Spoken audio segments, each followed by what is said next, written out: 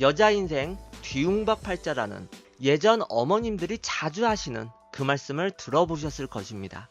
뒤움박은 박의 일종으로 쪼개지 않고 속을 파낸 바가지라고 보시면 되는데요. 그 속에 무엇을 담고 어느 용도에 쓰이냐에 따라 그 값어치가 틀려지기 때문에 사회적 활동이 극도로 제한되었던 예전 시대를 살았던 그 여성들의 처지에 곧잘 비유되었던 표현이라고 하는데요. 이러한 구시대적인 말을 떠나 남을 이용해서가 아닌 자기 자신의 피나는 노력으로 어떻게 이런 인생이 있을까? 절로 감탄이 드는 어느 여성분이 계십니다. 방황하던 청소년에서 야쿠자의 부인으로, 그리고 변호사까지 한때의 방황과 역경을 이겨내고 이젠 살아있는 희망의 증거라고 불리우는 그녀의 이름은 오히라 미쓰요라고 합니다. 오히라 미쓰요는 1965년 10월 18일 일본 효고현 어느 평범한 가정에서 태어났습니다. 늦게 얻은 외동딸이라 부모님과 외할머니의 사랑을 듬뿍 받으며 자라났지만 1978년 7월 가족이 이사를 하며 새로 전학 간 중학교에서 일생을 바꾸는 그 사건을 만나게 됩니다. 바로 왕따를 당하게 되었는데요. 그 원인은 아주 사소한 것으로부터 시작되었다고 합니다. 그 학교의 짱의 말을 무시했다는 이유였다고 해요. 결국 전교생 전체가 그녀를 외면하게 되는 데는 긴 시간이 필요하지 않았다고 합니다. 여러분들, 일본의 이지메 문화는 우리나라의 학교 폭력보다 몇십 배는 더 무섭고 심하잖아요. 어린 소녀 미쓰요는 왕따에다가 친구들의 폭력까지 가해지자 그 충격으로 등교를 거부하게 됩니다. 하지만 새학년이 되어 반이 바뀌자 나름대로 친구도 생기고 그 새로 사귄 2명의 친구와 항시 붙어 다니게 되며 처음으로 행복했었지만 그 행복도 잠시뿐. 얼마 지나지 않아 엄청난 불행들이 물밀듯이 밀려오게 됩니다. 그 2명의 친구들은 한마디로 스파이 노릇을 해왔던 것이라고 해요. 정말 사람에 대한 상처가 컸겠죠. 미쓰요는 그들에 대한 배신감에 치를 떨면서 자살을 결심하게 되었다고 합니다. 그녀 역시 보통 내기는 아니었나 봅니다. 그냥 자살을 하면 반성하지 않을 것이라고 생각하고 그 어린 나이에 할복 자살을 할 생각을 하게 되었다고 해요. 그리고는 한적한 강가 풀숲으로 가서 유서를 써놓고 준비한 칼로 자신의 배를 연달아 3번이나 찔렀다고 합니다. 흘러나온 피로 온몸이 흥건해졌을 때 천만다행으로 사람들이 발견을 해서 구급차를 불렀고 대수술을 거친 끝에 구사일생으로 살아날 수 있었습니다. 이 사건은 신문에까지 날 정도로 유명해졌기에 다른 학교에 전학 갈 수가 없어서 어쩔 수 없이 사건이 일어났던 그 학교를 다시 다니게 되었다고 해요. 당연히 그 학교로 돌아가는 것이 너무나도 싫었던 미쓰요였겠죠. 그러나 그녀의 부모님은요, 주위의 이목과 체면에만 신경을 쓰며 이사나 전학 등의 조치도 취해주지 않고 그녀를 본래 다니던 학교로 돌려보냈던 거였다고 합니다. 제발 전학을 가고 싶다고 부탁하는데 그 학교에서 다시 시작하는 게 제일 좋을 거라고 생각한다면서 그 의견은 들어주지도 않았다고 합니다. 딸의 고통보다 남의 이목에만 신경 쓰느라 그녀의 부탁을 들어주지 않았으며 학교에 가고 싶지 않다는 미쓰요에게 돌아온 것은 길거리에 나가면 남들이 손가락질을 하면서 수군거려. 엄마는 어디 맘 놓고 나가지도 못해. 그렇게 엄청난 일을 벌여놓고 학교에도 안 가겠다고 떼를 쓰니 제발 학교만은 다녀라. 남들 보기도 창피하니까. 그리고 미쓰요가 나름대로 노력을 해서 미용학교에 합격을 했습니다. 어머니는 잠시 기뻐했지만 고등학교도 못 가고 미용학교에 가는 것을 친척들에게 뭐라고 설명해야 할까? 이런 말을 하며 여전히 남의 이목만을 신경 썼다고 합니다. 주변의 눈이 그렇게도 무서웠던 거였을까요? 사람들의 시선은 더욱 냉랭해졌다고 하는데요. 다시 돌아온 그녀를 아이들과 더욱이 선생님조차 반겨주기는커녕 정신병자 취급을 하며 절망의 나락으로 몰아붙이게 됩니다. 어느 누구도 그녀를 감싸주지는 않았던 것이었죠. 그 어린 나이에 감당할 수 없는 상처를 안고 결국은 비행의 길로 접어들게 되었다고 합니다. 학교를 빼먹거나 혼자 밤거리를 방황하는 등 처음엔 지도를 하면 고쳐질 수 있는 정말 가벼운 일탈이었다고 합니다. 하지만 사람들의 그 고정관념 때문에 미스요는 나락의 길로 빠져들게 되었는데요. 나름대로 공부를 해서 아까 말씀드린 것처럼 미용학교에 합격했었잖아요. 담임 선생님에게 합격 통지서를 보여주었으나 담임이라는 사람이 격려하고 응원해도 모자랄 판에 그 합격 통지서는 아예 안중에도 없고 미스요의 염색한 머리를 보면서 그 양아치 같은 꼬락서니로 네가 뭘 하겠어, 이렇게 말하며 불쾌하다는 듯이 쳐다보았다고 합니다. 만약 이때 선생님이 힘내라, 열심히 해라, 틀에 박힌 이 한마디만 했어도 그녀는 다시 처음부터 열심히 노력할 수도 있었겠죠. 결국 미스요는 그렇게도 소중하게 생각하는 세상의 이목, 그 벌벌 떠는 체면과 사람 취급을 안 하는 자포자기, 모두 다 팽개쳐버리겠다는 심정으로 심각한 탈선을 하게 됩니다. 가출을 하고 처지가 비슷한 청소년들과 같이 살았으며 술과 담배로 시간을 보내고 무면허 운전까지도 했다고 합니다. 거기에다가 유흥비를 조달하기 위해 하나뿐인 엄마의 돈을 빼앗고 때리기까지도 했다고 합니다. 나락의 길로 빠져든 그녀는 빠른 속도로 몰두를 하게 되었다고 합니다. 급기야 16살의 나이에 일본의 조직폭력배 야쿠자, 그 야쿠자 보스의 아내로서 살게 됩니다. 그러나 그곳은 성인들의 세계로 어린 미스요를 형수님으로 인정해주지 않았기 때문에 그 인정을 받기 위해 그녀는 어떠한 선택을 하게 되었습니다. 여러분들, 야쿠자 하면 온몸을 휘감은 그 문신이 떠오르시잖아요. 그녀 역시 16살이라는 어린 나이에 문신을 감행하게 되었습니다. 하지만 미성년자이기 때문에 그 문신사에서 거부를 당하게 되고 부모의 허락이 있어야만 했기에 오랜만에 본가를 찾아가게 됩니다.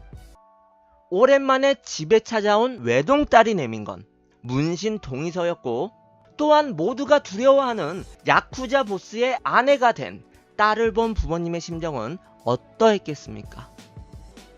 그녀는 문신 동의서를 말없이 쳐다보는 아버지를 발로 찼고 울면서 말리는 어머니를 마구 때렸고 끝까지 동의서에 사인을 안 해주자 침까지 뱉었다고 합니다. 세상에 빛을 보게 해주신 자신의 부모에게 씻을 수 없는 상처를 남긴 거였죠.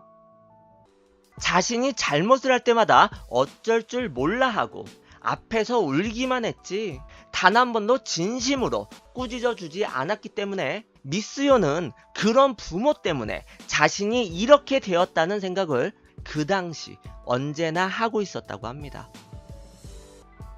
이 사진이 미스요가 실제로 새겼던 그 문신이라고 하는데요. 어쨌든 등 전체에 문신을 새기게 되었습니다.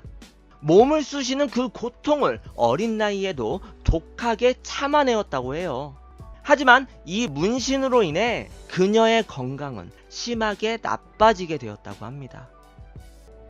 미스요는 야쿠자의 아내로 살았지만 그 결혼 생활은 순탄치 않았다고 합니다.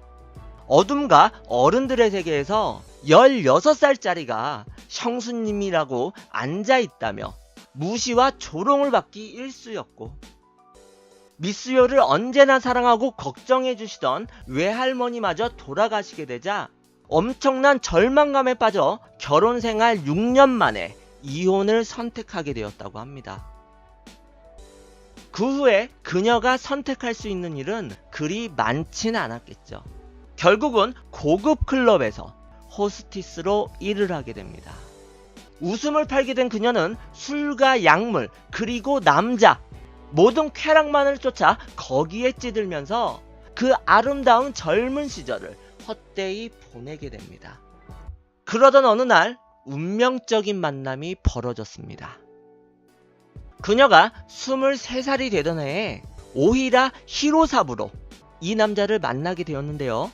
그는 미스요가 어렸을 때 자주 봤던 친아버지의 친구였다고 합니다.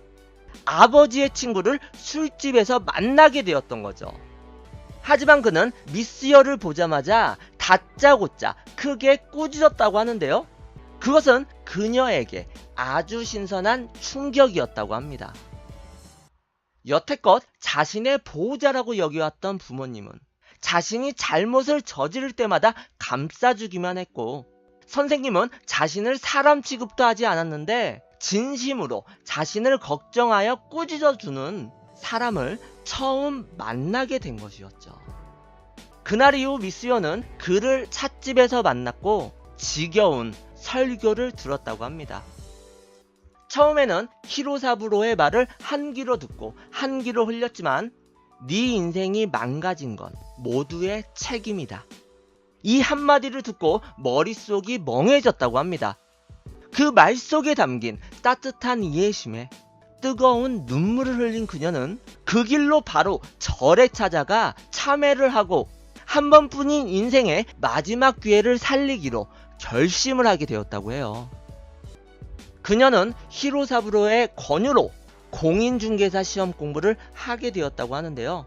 어릴 때부터 술, 담배에 쩌들었고 중퇴를 하였기에 중학교 1학년 수준의 지식만이 전부였지만 필사의 노력으로 결국은 공인중개사 시험을 한 번에 합격하게 되었습니다. 내친김에 그녀는 1989년 법무사 시험에 도전하여 한 번은 떨어졌지만 재수를 해서 그 다음 해에는 합격을 하였습니다. 무언가를 느꼈을까요? 히로사부로는 또다시 그녀에게 사법고시를 권했다고 합니다. 여러분들, 일본에서 가장 어려운 시험이 바로 사법고시라고 합니다. 우리나라는 저번 연도 1차 합격자에게 다음에 1차를 면제해주지만 일본의 사법시험은 1, 2차를 한 번에 통과해야만 기회가 주어진다고 합니다. 그녀는 죽을 고생을 하며 공부하여 긴키대학 법학부에 입학했고 1994년 2차 객관식 시험, 3차 논술 시험, 4차 구두 면접을 거쳐 최종 합격에 성공하게 됩니다. 이 사진은 바로 그때의 합격 통지서라고 해요. 일본에서 가장 어렵다는 시험인 사법고시를 패스. 야쿠자의 아내에서 29살이라는 약간의 나이에 당당한 변호사로 다시 태어나게 되었습니다. 그녀의 인생은 그야말로 드라마가 되었던 것이었죠. 하지만 그녀에게 남겨진 숙제가 하나 있었습니다. 그녀는 부모님을 찾아가 자신이 그들에게 씻을 수 없는 상처를 주었던 걸 눈물로 사죄드렸다고 합니다. 하지만 너무 늦었습니다. 직장암으로 죽음을 앞둔 미스요의 아버지는 자신의 친구이자 미스요의 인생을 바꿔준 히로사부로에게 눈물을 흘리며 부탁했다고 합니다.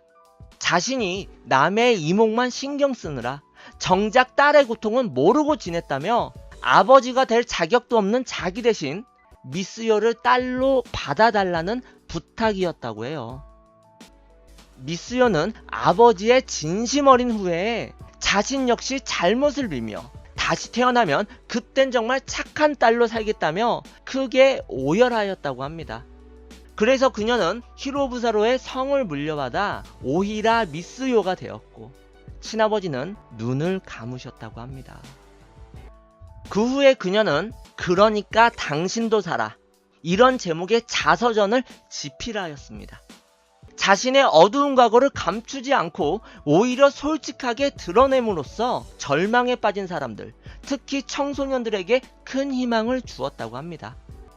자신이 겪었고 절망하였기에 청소년 문제에도 관심이 많아 청소년 문제협의회 특별 의원직을 맡으면서 비행 청소년들이나 학부모 그리고 교육자들을 상대로 강연도 펼치고 있다고 합니다.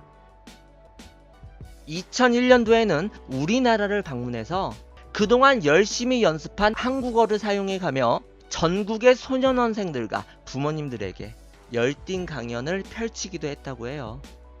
그러나 그녀의 인생 역정은 여기서 끝이 아니라고 합니다. 2006년 1월 변호사 남편을 만나 결혼하며 딸 하루카를 가졌는데요. 그녀가 42살 때의 일이었으니 얼마나 기뻐했겠습니까? 그들에겐 큰 축복이자 행복이었죠. 하지만 의사에게 전화가 왔고 그 의사는 애써 침착함을 유지하며 말을 이어나갔다고 합니다. 둘의 사랑의 결실인 이 아이에게 다운 증후군 증세가 포착되었다는 정말 청천벽력 같은 소식이었습니다. 모든 사람들이 검사를 받고 그 결과가 맞다면 아이를 낙태하는 것이 맞는 일이라고 입을 모았다고 합니다. 하지만 미스요는 자신이 어린 시절 술과 약물에 찌들고 몸도 함부로 굴렸기에 또한 부모님에게 죄를 지었기에 다 돌아오는 결과라고 말을 하며 내가 자식을 선택할 권리는 없다. 아이가 다운 증후군으로 태어났어도 그 뜻을 따르며 하늘에 감사해야 하며 키울 것이라고 결심을 내렸다고 합니다. 결국 세상에 빛을 본 미스요의 딸 하루카는 다운 증후군을 안고 태어났습니다. 하지만 더 심각한 건 태어나자마자 백혈병에 걸렸고 심장에는 2군데나 구멍이 뚫려 있었다고 합니다. 하지만 미스요는 여기에도 절망하지 않고 그 딸을 진심으로 사랑하고 아꼈기에 딸에 대한 사랑이 듬뿍 담긴 육아일기 오늘을 산다라는 책을 펴냈다고 합니다. 그리고 여러분들, 미스요는요 친어머니와도 같이 살았지만 행복은 잠시뿐이었습니다. 어머니의 말씀이나 행동이 좀 이상하다 싶을 때가 잦았기에 병원에 가서 검사를 받았는데요. 알츠하이머, 치매 진단이 나오게 되었습니다. 병원에서는 완치는 불가능하지만 병의 진행은 조금 늦출 수 있다. 약물 치료를 통해 1년간은 딸의 얼굴도 알아볼 수 있고 평상시처럼 이야기도 나눌 수 있지만 그 후에는 병이 급속도로 진행될 것이라는 이야기를 했다고 합니다. 미스요는 그 시한부 1년 동안 어머니와 수많은 추억을 남겼다고 합니다.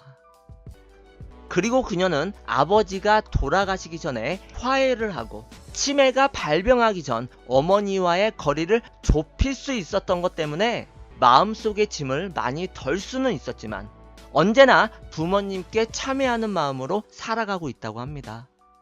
이 미스요가 미용학교 합격 통지서를 내밀었을 때 그 경멸의 시선을 비추던 선생님 기억나시죠?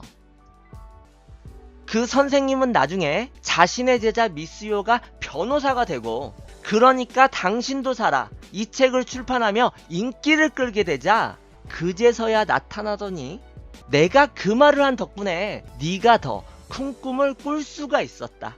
이렇게 어이없는 말을 짓거렸다고 합니다. 여기에 미스요는 아무 말도 없이 자신이 받았던 그 경멸 어린 시선을 똑같이 비추었다고 합니다. 여러분들, 왕따를 했던 친구들도 그렇고 이 담임 선생님도 그렇고 다시 나타나서 이런 망언을 하는 게 아니라 그때는 내가 정말로 잘못했고 미안하다. 진심으로 사죄했더라면 그녀의 반응 역시 달라졌을진 않았을까요? 또한 안타깝게도 그 호스티스 시절 엄청나게 마시고 피웠던 술과 담배 때문에 간이 악화되어 오래 살 수 없을 거라는 진단까지도 받았다고 합니다. 그녀가 집필을 한 그러니까 당신도 살아. 이 책은 일본에서만 260만 부가 팔렸고 이 책의 마지막 한마디는 불멸의 명문이 되었다고 합니다. 포기해서는 안 돼. 한 번밖에 없는 소중한 인생이니까. 살아있는 희망의 증거라 불리는 그녀는 야쿠자의 아내일 때 새겼던 그 문신을 아직도 지니면서 그 크기만큼이나 자신의 과오를 잊지 않고 있다고 합니다. 여러분들은 지금 과연 어떠한 인생을 살고 계십니까?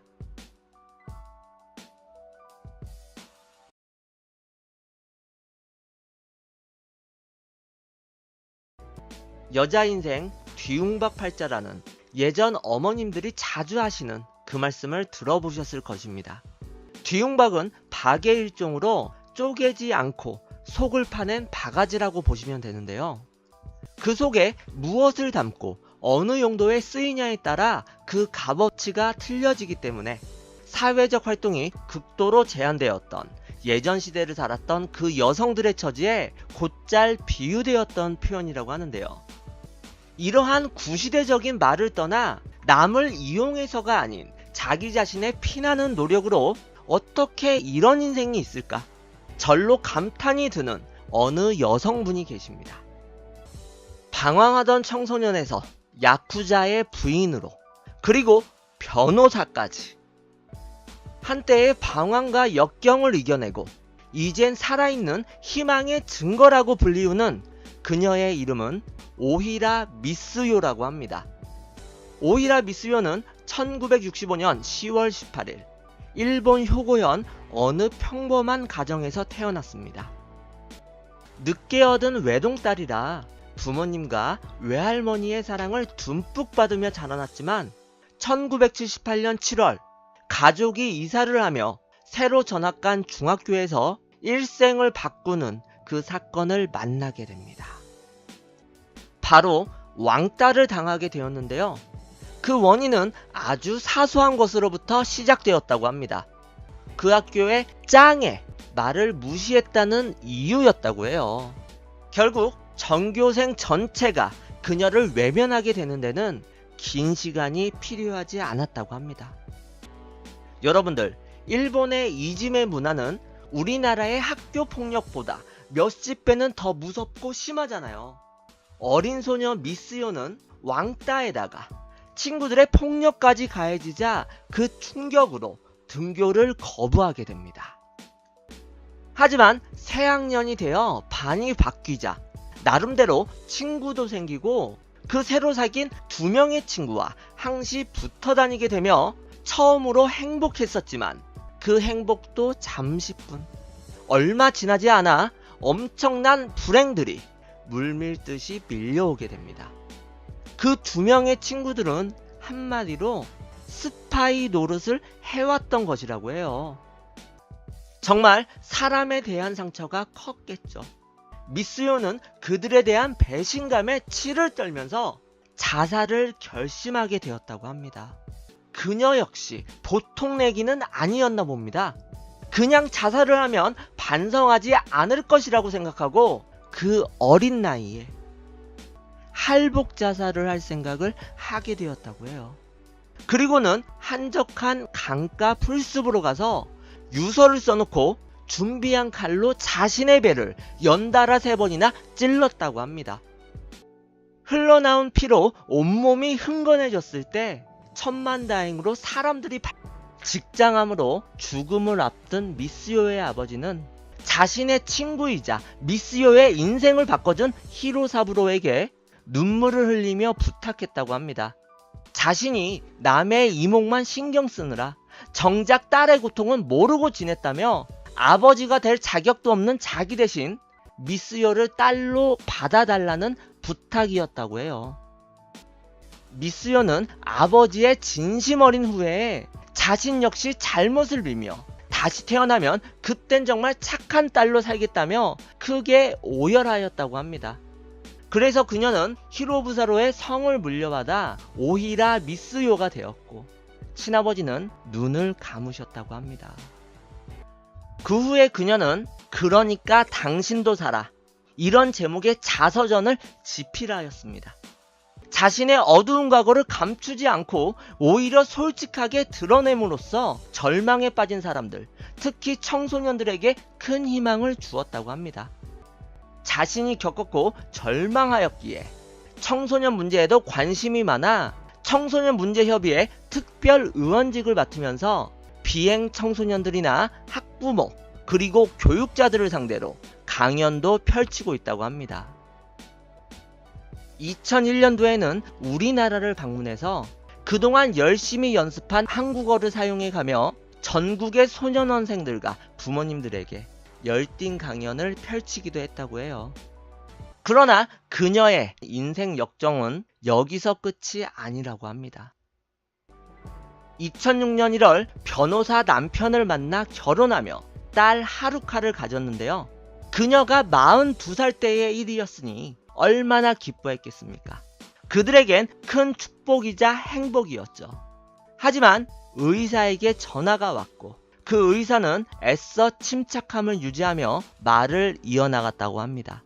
둘의 사랑의 결실인 이 아이에게 다운 증후군 증세가 포착되었다는 정말 청천벽력 같은 소식이었습니다. 모든 사람들이 검사를 받고 그 결과가 맞다면 아이를 낙태하는 것이 맞는 일이라고 입을 모았다고 합니다. 하지만 미스요는 자신이 어린 시절 술과 약물에 찌들고 몸도 함부로 굴렸기에 또한 부모님에게 죄를 지었기에 다 돌아오는 결과라고 말을 하며 내가 자식을 선택할 권리는 없다. 아이가 다운 증후군으로 태어났어도 그 뜻을 따르며 하늘에 감사해야 하며 키울 것이라고 결심을 내렸다고 합니다. 결국 세상에 빛을 본 미스요의 딸 하루카는 다운 증후군을 안고 태어났습니다. 하지만 더 심각한 건 태어나자마자 백혈병에 걸렸고 심장에는 2군데나 구멍이 뚫려 있었다고 합니다. 하지만 미스요는 여기에도 절망하지 않고 그 딸을 진심으로 사랑하고 아꼈기에 딸에 대한 사랑이 듬뿍 담긴 육아일기 오늘을 산다라는 발견을 해서 구급차를 불렀고 대수술을 거친 끝에 구사일생으로 살아날 수 있었습니다. 이 사건은 신문에까지 날 정도로 유명해졌기에 다른 학교에 전학 갈 수가 없어서 어쩔 수 없이 사건이 일어났던 그 학교를 다시 다니게 되었다고 해요.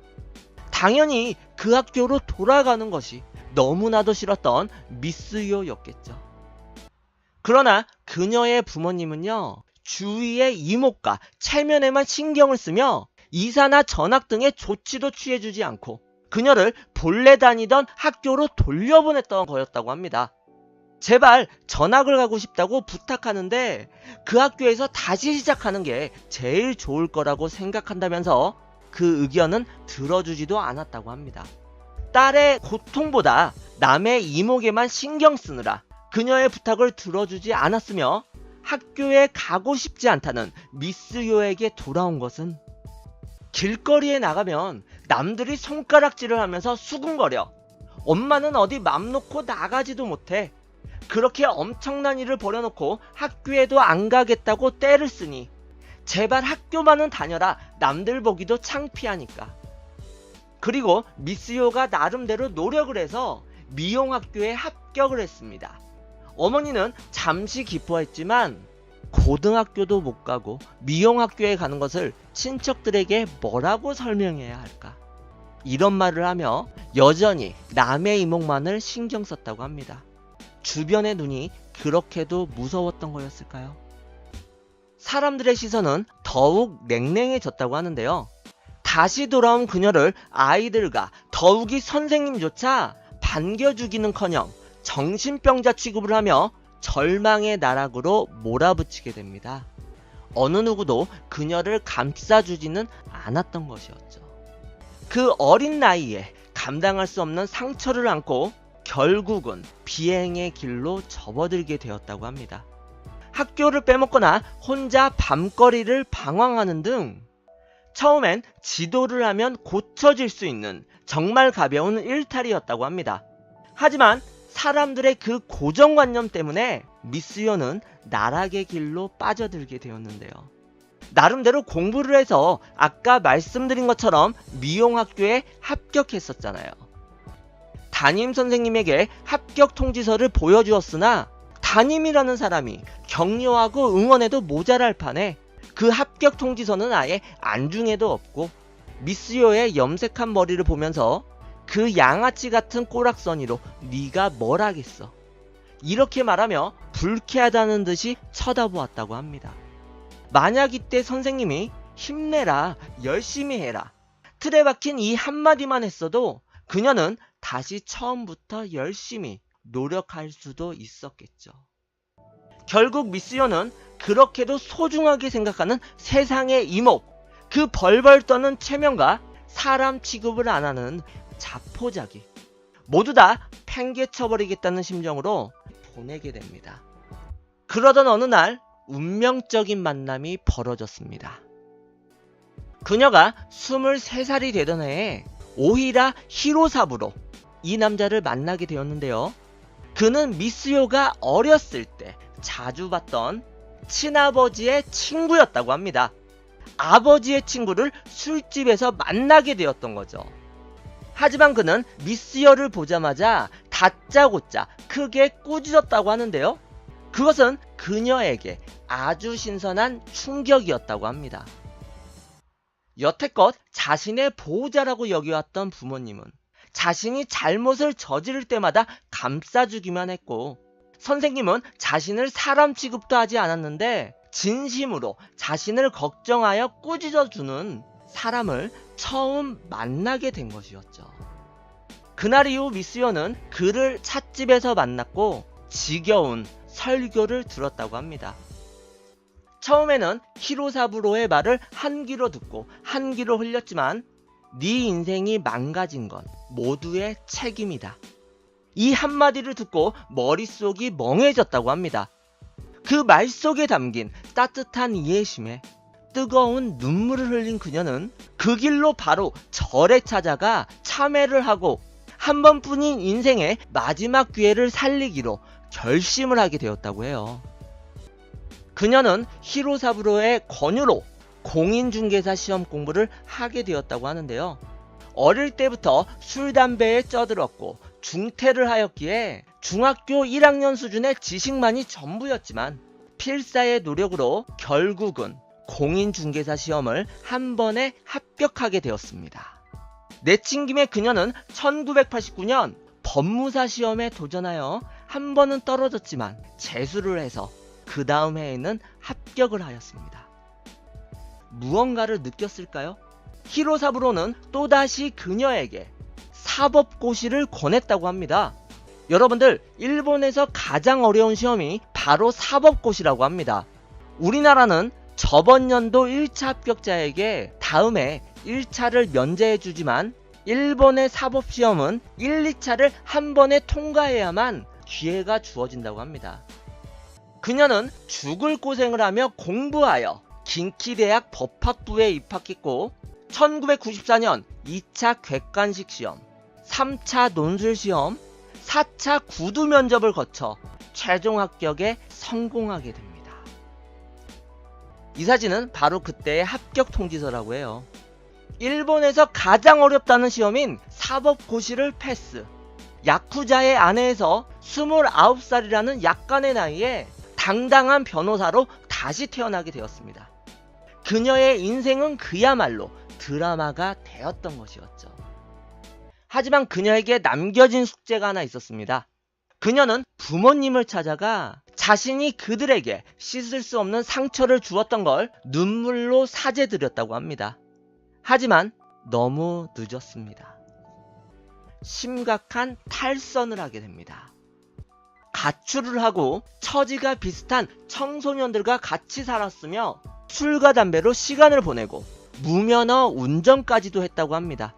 거기에다가 유흥비를 조달하기 위해 하나뿐인 엄마의 돈을 빼앗고 때리기까지도 했다고 합니다. 나락의 길로 빠져든 그녀는 빠른 속도로 몰두를 하게 되었다고 합니다. 급기야 16살의 나이에 일본의 조직폭력배 야쿠자, 그 야쿠자 보스의 아내로서 살게 됩니다. 그러나 그곳은 성인들의 세계로 어린 미스요를 형수님으로 인정해주지 않았기 때문에 그 인정을 받기 위해 그녀는 어떠한 선택을 하게 되었습니다. 여러분들, 야쿠자 하면 온몸을 휘감은 그 문신이 떠오르시잖아요. 그녀 역시 16살이라는 어린 나이에 문신을 감행하게 되었습니다. 하지만 미성년자이기 때문에 그 문신사에서 거부를 당하게 되고 부모의 허락이 있어야만 했기에 오랜만에 본가를 찾아가게 됩니다. 오랜만에 집에 찾아온 외동딸이 내민 건 문신 동의서였고, 또한 모두가 두려워하는 야쿠자 보스의 아내가 된 딸을 본 부모님의 심정은 어떠했겠습니까? 그녀는 문신 동의서를 말없이 쳐다보는 아버지를 발로 찼고, 울면서 말리는 어머니를 마구 때렸고, 끝까지 동의서에 사인을 안 해주자 침까지 뱉었다고 합니다. 세상에 빛을 보게 해주신 자신의 부모에게 씻을 수 없는 상처를 남긴 거였죠. 자신이 잘못을 할 때마다 어쩔 줄 몰라 하고 앞에서 울기만 했지 단 한 번도 진심으로 꾸짖어 주지 않았기 때문에 미스요는 그런 부모 때문에 자신이 이렇게 되었다는 생각을 그 당시 언제나 하고 있었다고 합니다. 이 사진이 미스요가 실제로 새겼던 그 문신이라고 하는데요. 어쨌든 등 전체에 문신을 새기게 되었습니다.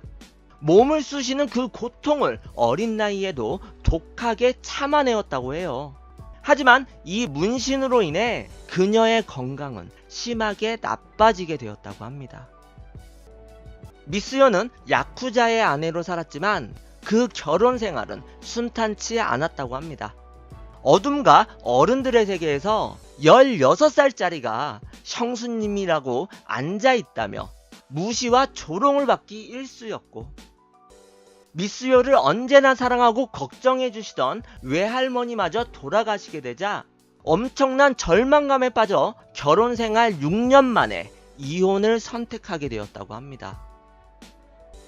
그 후에 그녀가 선택할 수 있는 일은 그리 많지는 않았겠죠. 결국은 고급 클럽에서 호스티스로 일을 하게 됩니다. 웃음을 팔게 된 그녀는 술과 약물 그리고 남자 모든 쾌락만을 쫓아 거기에 찌들면서 그 아름다운 젊은 시절을 헛되이